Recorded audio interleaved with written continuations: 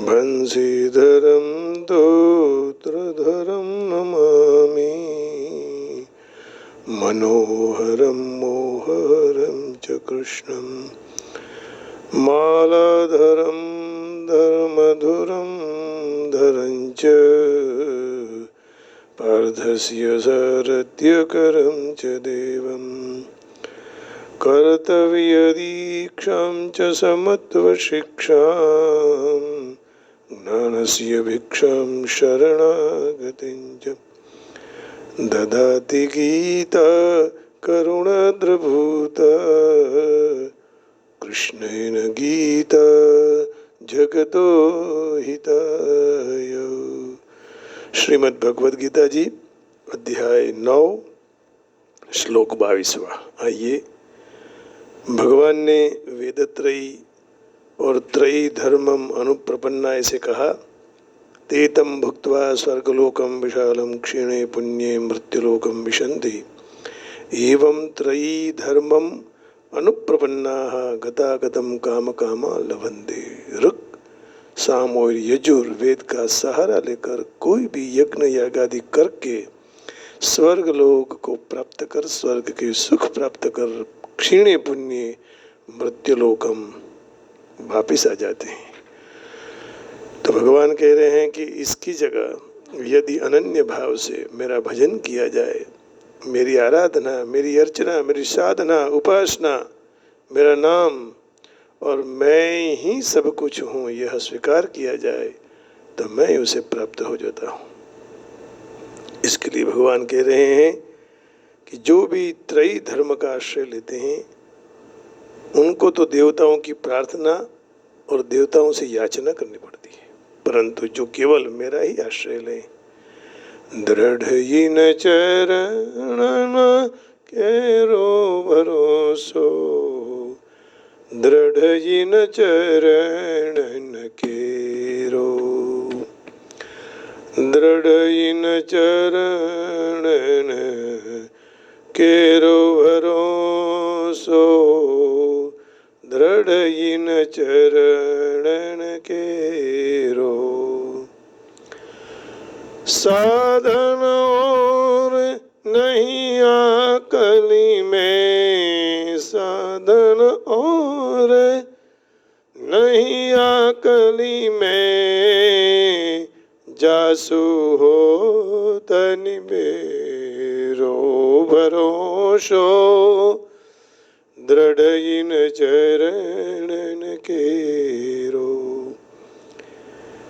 एक भरोसो, एक आस, एक विश्वास राम जी के ऊपर, उसी तरह यहाँ कहते हैं, लेकिन जो मेरा ही आश्रय लेते हैं उनको तो अपने योग क्षेम के लिए मन में चिंता, संकल्प और याचना नहीं करनी पड़ती है। चिंता भी नहीं, संकल्प नहीं। और इसी बात का भगवान अग्रिम श्लोक में बताते हैं, अनन्याश्चिन्तयन्तो माम ये जना पर्युपासते, तेषां नित्याभियुक्तानां योगक्षेमं वहाम्यहम्।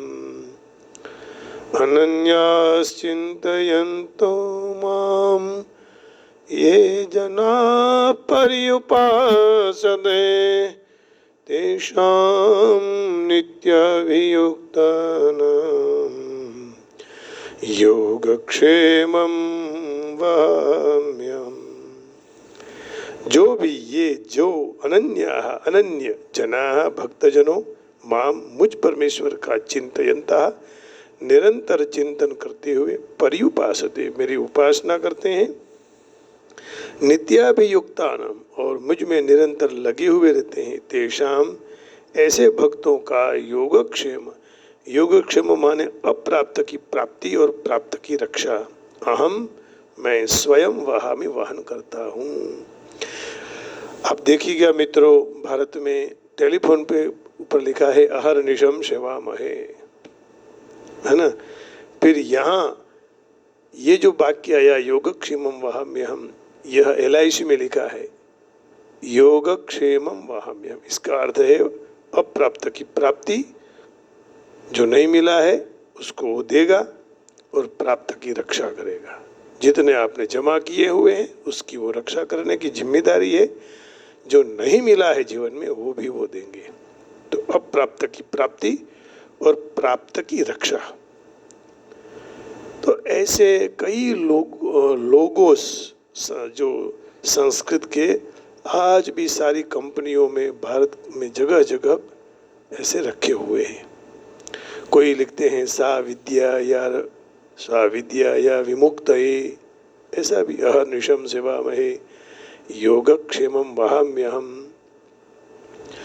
तो अपने अपने यूनिवर्सिटी की और विश्वविद्यालयों की ये अपने अपने लोगोस रखे हुए हैं। जैसे अपने सोमनाथ संस्कृत की शायद रिक्त सर्वो भवति लघु, उसमें पूर्णता गौरवाय। तो एक वाक्य से आदमी को दिशा मिल जाती है, पथ का दर्शन और पथ मिल जाता है। तो आइए, जो भी अनन्य भक्त जन मुझ परमेश्वर का निरंतर चिंतन करते रहते हैं, मेरी उपासना करते हैं, मेरे में निरंतर लगे हुए वे भक्तों का योगक्षेम मैं खुद वहन करता हूँ। योगक्षेम नाम अप्राप्त की प्राप्ति और जो प्राप्त हुआ है उसकी रक्षा। तो जो कुछ भी देखना है, सुनना है, समझ में आ रहा है, वो सारा ही सकल रूप परमात्मा का है। और उसमें से जो कोई भी परिवर्तन चेष्टा हो रही है वो सारी की सारी भगवान की लीला है। ऐसा दृढ़ता से मान लेना, समझ लेना, और उनके बाद भगवान के सिवा और कहीं भी महत्व बुद्धि नहीं रखने की, और नहीं भी होती है। जो भी भगवान में लगे हुए हैं इसलिए वे अनन्य हैं। केवल भगवान में ही उनकी महत्ता और प्रीति होने से उनके द्वारा अपने आप भगवान का चिंतन हो जाता है। अनन्या कहने का भाव यही है कि उसमें साधन और साध्य केवल भगवान है, कार्य और कारण भगवान है, दृश्य और दृष्टा भगवान है, देह और देही भगवान है, नित्य अनित्य भगवान है, सत्य असत्य भगवान है, विकार निर्विकार भगवान है, विनाशी अविनाशी भगवान है। सब परमात्मा है। अर्थात केवल भगवान के शरणे ही जाना है और उनका ही चिंतन करना, उनकी ही उपासना करनी है, उनको ही प्राप्त करना है। ऐसा दृढ़ भाव, भगवान के सिवा उनका कोई अन्य भाव है ही नहीं, क्योंकि भगवान के सिवा अन्य सर्वनाशवान है। इस तरह उनके मन में भगवान के सिवा अन्य कोई इच्छा नहीं होती है और अपने जीवन निर्वाह की भी इच्छा नहीं। इसलिए तो वो अनन्य है। वे खाना पीना, चलना फिरना, बात करना, व्यवहार करना, जो कोई भी काम करते हैं सब भगवान की उपासना है, क्योंकि वे सारे भगवान की प्रसन्नता के लिए कर रहे हैं काम। तेषाम नित्याभियुक्तानाम, जो भी अनन्य होकर भगवान का चिंतन करते हैं, भगवान की प्रसन्नता के लिए सब काम करते हैं, उनके लिए यह नित्याभियुक्तानम पद आया है। तो इसको दूसरे शब्दों में यदि हम समझे कि जो भी संसार से विमुख हो गया तो उनकी अनन्यता है। बहुत अच्छी बात है भाई, संसार से विमुख होना है। भारत के जो अलग अलग भगवान हैं उनसे विमुख नहीं होना है। कई लोग, कई महात्मा लोग, कई आचार्य लोग, संप्रदायवादी ऐसा समझाते हैं, जो सर्वथा गलत है। तो वे केवल भगवान के सन्मुख हो गए, उनका चिंतन है, सक्रिय अक्रिय सारी अवस्थाओं में भगवत सेवा परायण हो जाते हैं, वे उनकी उपासना है। और तीन बातों जिसमें आ जाए वे नित्याभियुक्त हैं। अब भगवान कह रहे हैं योगक्षेमम वहाम्यहम, अप्राप्त वस्तु की प्राप्ति करा देना योग है। और प्राप्त वस्तु की प्राप्ति योग है। जो नहीं मिली है वस्तु उसको प्राप्त करवा दे योग। और प्राप्त जो सामग्री है उसकी रक्षा करना क्षेम है, ये अलग हो गया। अप्राप्त वस्तु की प्राप्ति जो नहीं मिला है उसको भगवान दिला दे, उसको योग। और जो हमको प्राप्त हो चुका है उसकी रक्षा करवा दे, उसको क्षेम। भगवान कह रहे हैं मेरे में नित्य निरंतर लगे हुए भक्तों का योगक्षेम वहन मैं कर रहा हूँ। वास्तव में यदि देखें तो अप्राप्त वस्तु की प्राप्ति करने में योग का वहन है, प्राप्ति न करने में भी योग का ही वहन है।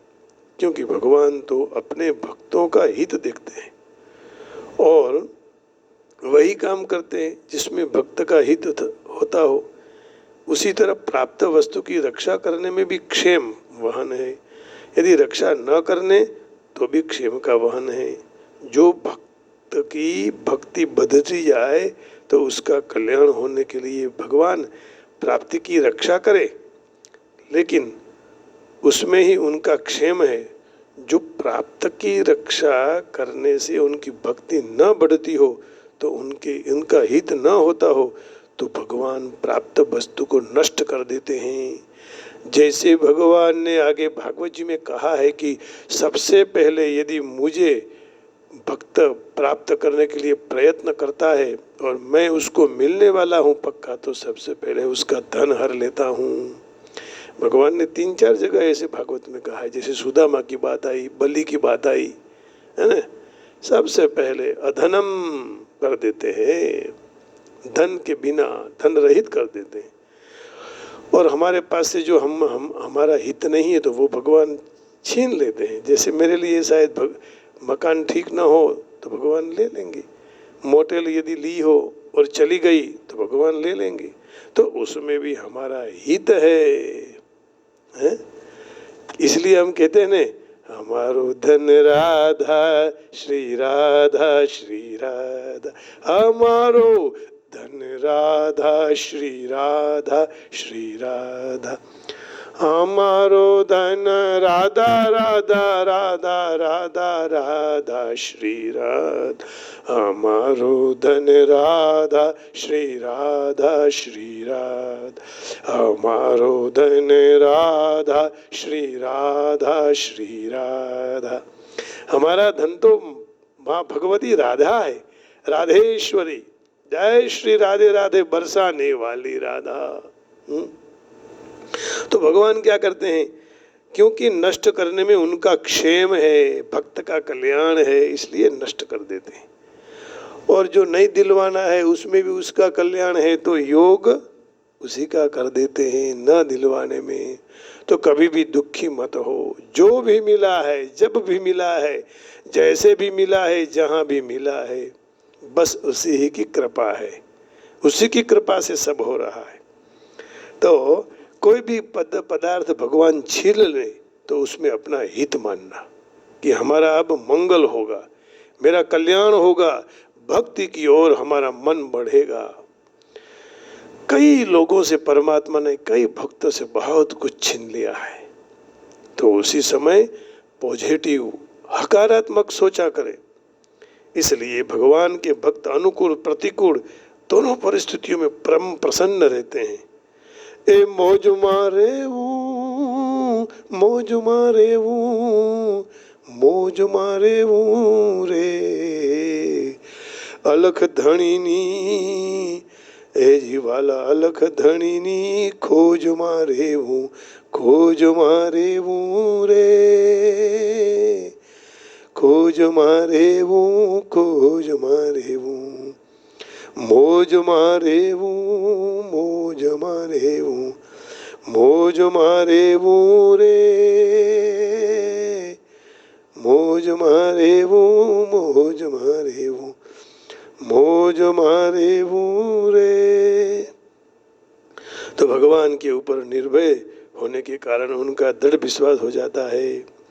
जो कोई भी परिस्थिति आवे तो भगवान ने ही भेजी है। इस तरह अनुकूल परिस्थिति भी सारी है, प्रतिकूल परिस्थिति ठीक नहीं है, ऐसा भाव दूर हो जाए तो उनका भाव रहेगा कि भगवान ने जो किया वो ठीक है। भगवान ने जे નથી કર્યું वो भी ठीक है, उसमें भी हमारा कल्याण है। ऐसा होना चाहिए, आવું होવું જોઈએ, ऐसा नहीं। ये विचारने की अपने को किंचित मात्र भी आवश्यकता नहीं है, क्योंकि हम सदा भगवान के हाथ में हैं और भगवान सदा अपना वास्तविक हित करता रहता है। इसलिए अपना हित अहित कभी हो ही नहीं सकता। तात्पर्य यही है कि भक्त का जो इच्छित हो, मन गमતું જેને કહેવાય ને ગુજરાતીમાં, अपने रुचिकर हो, उसमें उसका कल्याण है। और यदि मनगम तो रुचिकर नहीं होता है तो उसमें भी कल्याण है। अपनी इच्छा प्रमाणे થાય તોય એમાં કલ્યાણ, આપણી ઈચ્છા પ્રમાણે ન થાય તોય કલ્યાણ।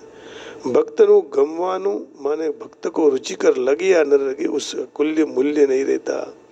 मूल्य तो भगवान के विधान का है। इसलिए कोई भी अनुकूलता में प्रसन्न और प्रतिकूलता में खिन्न होता है तो भगवान का वो दास नहीं है, बल्कि मन का दास है। मन वो जाने मैं करूं अने करतल बीजा कोई, जोने आदर्या अधवच रहे मारो हरि करे सोई। ये भाव आ जाना चाहिए। भगवान जो करे वही ठीक है। मन वो जाने में करूं और करतल बीजा कोई। इसलिए गुजराती भजन में बहुत अच्छा कहा है, हरि तू गाड़ू मारो क्या लई जाए, हूँ कई नव जानू। हरि तू गाड़ू मारो क्या लई जाए, हूँ कई नव जानू। हे प्रभु, मेरी गड्डी आप कहाँ ले जा रहे हो? मेरा रथ को, मेरे रथ को कहाँ ले जा रहे हो? मुझे कुछ भी नहीं पता है। बस तो मैं तो आपके आश्रित हूँ। आप जहाँ ले जाओ मैं आपके साथ हूँ। प्रभु, ये मेरा रथ आप ही चला रहे हो और इसी रथ भगवान के हाथ में है। बस इसी भावना से रथ में बैठे रहो, अपने आप चलता जाएगा। और इसलिए तो कहा है कि हरि ना नाम नो, हरि ना नाम नो आधार एक ज छे, आधार एक ज छे, हे जी आधार एक ज छे। हरिना नाम नो एक ज आधार छे, जीवन संग्राम नो एक ज आधार छे। कीर्तन करे चित्त दर्पण नु उजड़ू, कीर्तन करे जप, हरि कीर्तन करे चित्त दर्पण नु उजड़ू, पापो धोवानो एक ज आधार छे। हरिना नामनो एक ज आधार छे, जीवन संग्रामनो एक ज आधार छे। पाप ज न करिए एवो भाव भगवान पासे करवानो, भगवान ने प्रार्थना करवानी कि प्रभु पाप न थाय पण आधार तो तमे एक ज छो। कड़वी आ લીંબડી માં મીઠી એક ડાળ છે, કડવી આ લીંબડી માં મીઠી એક ડાળ છે, અમૃત પીવાનો એક જ આધાર છે, અમૃત પીવાનો એક જ આધાર છે। હરિના નામનો एक ज आधार छे, जीवन संग्रामनो एक ज आधार छे। दुखो ने दरिये पुनीत बोट छे, दुखो ने दरिये पुनीत रे बोट छे, બેસી જવાના હો, એક જ આધાર છે બેસી જવાના હો, એક જ આધાર છે હરિના નામનો, એક જ આધાર છે જીવન સંગ્રામનો, એક જ આધાર છે, એક જ આધાર છે, એક જ આધાર છે. ભગવાનના સિવાય બીજો કોઈ આધાર જ નથી એમ કહેવા માંગે છે. तो वास्तव में हमको मन का दास नहीं, हमको भगवान का दास बनने की जरूरत है. हरिना दास कभी नहीं उदास, हरि के दास बन जाओ. वास्तव में तो योग नाम भगवान के साथ का संबंध का है और क्षेम नाम जीवन का कल्याण है. योग भगवान से जुड़ा जाता है, क्षेम से कल्याण हो जाता है. इस दृष्टि से भगवान भक्त के संबंध को अपने साथ दृढ़ करते हैं. ये तो भगवान के साथ योग थया. भगवान भक्त के कल्याण के लिए चेष्टा करते हैं. भक्त का क्षेम हो गया. और इसी बात के लिए भगवान ने दूसरे अध्याय के 45वें श्लोक में कहा है, भगवान ने अर्जुन को आज्ञा दी कि तू निर्योग क्षेम हो जा, अर्थात योग और क्षेम संबंधी कोई भी प्रकार की चिंता नहीं कर. दूसरे अध्याय के 45वें श्लोक में हम देख लेते हैं कि भगवान ने क्या कहा. त्रैगुण्य विषया वेदा निस्त्रैगुण्यो भवार्जुन, निर्द्वंद्वो नित्य सत्वस्थो यो निर्योग क्षेमात्मवान. त्रैगुण्य विषया वेदा निस्त्रैगुण्यो भवार्जुन, निर्द्वंद्वो नित्य सत्वस्थो निर्योग क्षेमात्मवान. વેદ ત્રણેય ગુણોના કાર્યનું જ વર્ણન કરનારા છે. એ અર્જુન તું ત્રણ ગુણોથી રહિત થઈ જા, રાગ દ્વેષાદિ દ્વંદ્વોથી રહિત બની જા, નિરંતર નિત્ય વસ્તુ પરમાત્મામાં સ્થિત થઈ જા, તેમજ યોગક્ષેમની ઈચ્છા પણ ન કર અને પરમાત્મા પરાયણ થઈ જા. નિર્દ્વંદ્વો નિત્ય સત્વસ્થો निर्योगक्षेम आत्मवान, आत्मवान भव, ये कहा. तो वहाँ में हमका तात्पर्य यही कि जिस तरह से छोटे बालक के लिए कोई भी वस्तु की आवश्यकता यदि हो तो वह बहु प्रसन्नता के साथ उत्साह के साथ पिता माता वस्तु ला देते हैं, है ना. उसी तरह मेरे में निरंतर लगे हुए भक्त, मैं उसको यदि कोई भी वस्तु की आवश्यकता हो तो मैं समझकर उसको वहाँ दे देता हूँ, अर्थात भक्तों के सारे काम मैं ही करता हूँ. हे मारी हुंडी स्वीकारो महाराज रे शामड़ा गिरधारी. जैसे नरसिया ने कहा कि मेरी हुंडी स्वीकारो, भगवान ने स्वीकार लिया. तो भगवान ने यहाँ पूर्व श्लोक में जिस वर्णन किया है वैदिक सकामी मनुष्य, और आगे अब के श्लोक में भगवान वर्णन करने वाले हैं अन्य देवताओं की उपेक्षा की अपेक्षा, उपासना की अपेक्षा अपने भक्तों की विशेषता बताते हैं. भगवान के अनन्य भक्त न तो पूर्व श्लोक में वर्णित इंद्र को मानते हैं और न आगे श्लोक में वर्णित अन्य देवताओं को मानते हैं. तो ऐसे को असीम फल प्राप्त होता है. देवताओं के उपासक तो मजदूर जैसे हैं, नौकर जैसे हैं, और भगवान की उपासना करने वाले घर के सदस्य जैसे हैं, जैसे मजूर करते हैं वैसे. तो लेकिन मजदूर वालों को सीमित पैसा मिलते हैं, मजदूरी वालों को, परंतु घर के सदस्य को तो सर्व कहीं मिलता है. तो हम भगवान के सेवक हैं, सदस्य हैं, और इसलिए तो सब लोग आज सदस्य बनाते हैं, है ना. मजदूर कभी नहीं बनना. मंदिर का मैं सेवक हूँ, मैं मंदिर का नौकर नहीं, मैं मंदिर का एम्प्लॉई नहीं, लेकिन मैं तो मंदिर का सदस्य हूँ, मंदिर के परिवार का एक आदमी हूँ. इस तरह से काम करें.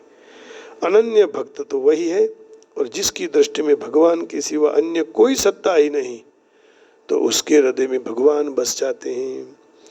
उत्तम के अस बस मन माही, सपने हूँ आन पुरुष जग नाही। उत्तम के अस बस मन माही, सपने हूँ आन पुरुष जग नाही। उत्तम के अस बस मन माही, सपने हूँ आन पुरुष जग नाही, पुरुष जग नाही। तो योगक्षेमम वहाम्यहम्, भगवान साधक को उनकी आवश्यकता के अनुसार साधन सामग्री अर्पण करवा देते हैं और प्राप्त सामग्री का साधन सामग्री की रक्षा करते हैं। वही भगवान योगक्षेम वहन करते हैं। प्रिय बालक का पालन पोषण जैसे माँ करती है, नौकरों के पास नहीं करवाती है। जो कोई भी नौकरों के पास पालन पोषण करवाती है तो फिर वो माँ मजदूर बन गई। लेकिन सेवक सदस्य बनना है तो माँ खुद अपने ब्रेस्ट का दूध पिलवाएगी, बातली का दूध नहीं। तब वह बालक भविष्य में आपका सेवक और सदस्य बना रहेगा। नहीं तो एक दिन कहेगा कि माँ दूध के पैसे मैं तेरे को दे दूंगा जब मैं कमाऊंगा तब, है ना। ऐसे बोलने वाले भी समाज में हैं। तो यहाँ बहुत अच्छा भाव रखा है कि वो नौकरों के पास माँ बच्ची का परवरिश नहीं करवाती। उस तरह भक्त को भगवान की सेवा में आनंद आता है और ऐसा ही आनंद भगवान को भक्त की सेवा में। ये यथा मां प्रपद्यन्ते तांस्तथैव भजाम्यहम्, जो जिस तरह से मुझे भजन करते हैं मेरा, मैं उसी को उस तरह से भजन करता हूँ, ऐसा कहा है ना। और बात भी ठीक है, ये लोग शायद कभी मान भी नहीं सकते, लेकिन अनन्य भाव से मेरा दिव्य स्वरूप का चिंतन करता है, मुझे भजता है, उसकी सब सारी सुविधाएं मैं पूरी कर देता हूँ और उनके पास जो है उसकी रक्षा भी मैं करता हूँ। जो भी मनुष्य कृष्ण अमृत बिना एक क्षण भी बार नहीं रह सकता, तो और 24 घंटे कृष्ण का चिंतन करता है। श्रवणम कीर्तनम विष्णु स्मरणम पाद सेवनम वंदनम अर्चनम दास्यम सख्यमात्म निवेदनम, इन्हीं के द्वारा भगवान के चरण कमल की सेवा में रत रहता है। तो ऐसे कार्य सर्वथा शुभकर होते हैं। परिणाम फल यही मिलता है कि अभिलाषा पूर्ण पुरुषोत्तम परमेश्वर के सानिध्य होने की स्थिति आ जाती है। ऐसा भक्त निस्संदेह कोई भी कठिनाई बिना भगवान के पास पहुंच जाते हैं। इसको योग कहते हैं। ऐसे भक्त भगवत कृपा से संसार की भौतिक दशा में कभी वापिस नहीं आता। क्षेम का निर्देश भगवान की कृपा में संरक्षण प्रति है। भगवान भक्त को योग के द्वारा कृष्ण भावना परायण होने में मदद करते हैं। जब भी वह पूर्ण रूप से कृष्णमय बन जाता है, तब दुखमय बद्ध जीवन में अधपतन होता हो तो भगवान उसकी रक्षा करते हैं। ये क्षेम और योग की बात है। भगवान हमें सद्बुद्धि दे तो ताकि कोई संत के साथ हम मिल जाएं और उसी से हम भगवान को वो मिला दे। अब मोहि भरोसा हनुमंता, अब मोहि भरोसा हनुमंता, बिनु हरि कृपा मिलहि नहीं संता। तो ભગવાનની કૃપા સિવાય સંત ન મળે ને સંતની કૃપા સિવાય ભગવાન ન મળે। આ ભગવાનને મેળવી દેવાનું કામ એટલે યોગ। અને પછી એમાં જે કંઈ પણ આપણું મંગલ થવાનું હોય એ ભગવાન કરે, એ આપણું ક્ષેમ, वही अपना कल्याण है। अरे सुख दुख तो हमारी एक विचारधारा है, हमारी सोच है, हमारा खुद का एक नहीं समझा हुआ अनुभव है। कौन किसी को सुख देता है, कौन किसी को दुख देता है, वही सब करने वाला है। तो सावध सदैव बनी रहिए, ઊંઘમાં વેડફીએ જીવનને, ઊંઘમાં વેડફીએ। આપણે ઊંઘમાં ન રહીએ, જીવનને બરબાદ ન કરીએ। દેહ મળ્યો માનવનો ઈશની કૃપા થકી, તો માનવ થઈને રહીએ, જીવનને ઊંઘમાં વેડફીએ। ઊઠ ઊભો થા, સાધી લે ધ્યેય એવો, આદેશ અંતરમાં ધરીએ, ધ્યેયનિષ્ઠ જીવનની સાચી સુવાસ વળી, સૃષ્ટિ સકલમાં ભરીએ। જીવનને ઊંઘમાં વેડફીએ, ઊંઘમાં વેડફીએ, જીવનને ઊંઘમાં વેડફીએ, માનવ થઈને રહીએ। કંઈક ને ભૂલાવતી કાળની કુટિલતાને ઊંડાણે સમજી લઈએ, ગયો સમય કદી પાછો ન આવતો, સાવધ સદૈવ બની રહીએ, સાવધ સદૈવ બની રહીએ, જીવનને ઊંઘમાં વેડફીએ। સ્વાર્થમાં ही જાગવું ને સૂવું પરમાર્થમાં, સ્વાર્થમાં ही જાગવું ને સૂવું પરમાર્થમાં, એવું ન આચરીએ, એવું ન આચરીએ, ઈહ પર લોક તણા બે બે હલે સાથી, સંસાર સાગર ને તરીએ। ઈહ લોક પરલોક તણા બે બે સલે સાથે, સંસાર સાગર ને તરીએ, જીવનને ઊંઘમાં વેડફીએ, ઊંઘમાં વેડફીએ, ઊંઘમાં વેડફીએ, જીવનને ઊંઘમાં વેડફીએ। દેહ મળ્યો માનવનો ઈશની કૃપા થકી, માનવ થઈને રહીએ, જીવનને ઊંઘમાં વેડફીએ, जीवनने ऊंघमान वेडफिए। तो आइए भगवान का कीर्तन करते हुए अब विराम करते हैं। हरे कृष्ण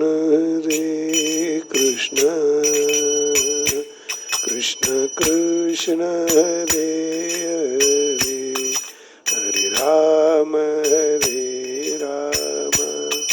राम राम हरे हरे। हरे कृष्ण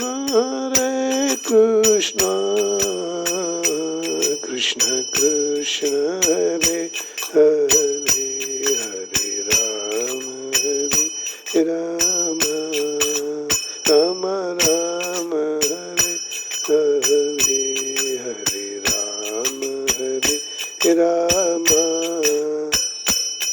राम राम राम हरे हरे, हरे राम राम राम हरे हरे, हरे राम राम, हरे राम राम, राम राम हरे हरे, राम राम हरे हरे। बोलो कृष्ण कन्हैया लाल की जय। सबको जय श्री कृष्ण, राधे राधे, जय योगेश्वर, जय गिरनारी, जय श्री राम। ओम नमो नारायणाय, ओम नमो नारायणाय।